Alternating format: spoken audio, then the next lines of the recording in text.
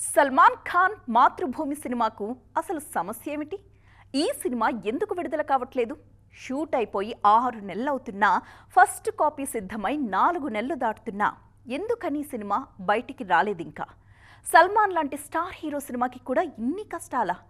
ఈ సినిమా కోసం ఆయన ఎంచుకున్న కథే విలన్గా మారిందా? మాతృభూమి అసలు వస్తుందా రాదా?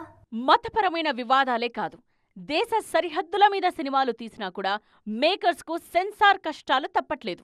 సల్మాన్ ఖాన్ హీరోగా నటించిన లేటెస్ట్ వార్ డ్రామా మాతృభూమి కూడా ఇలాంటి సెన్సార్ చిక్కుల్లోనే పడిందిప్పుడు. ఈ సినిమాను మొదట బ్యాటిల్ ఆఫ్ గాల్వాన్ పేరుతో చైనా బోర్డర్లో జరిగిన గాల్వాన్ లోయ ఘర్షణల ఆధారంగా తెరకెక్కించారు. కానీ తరువాత పరిస్థితులు వేగంగా మారిపోయాయి. ట్రంప్ నిర్ణయాలతో అమెరికా విధానాలు నచ్చక ఇండియాకు చైనా ఫ్రెండ్ జోన్లోకి రావడంతో సల్మాన్ టీంకు కొత్త కష్టాలు మొదలయ్యాయి.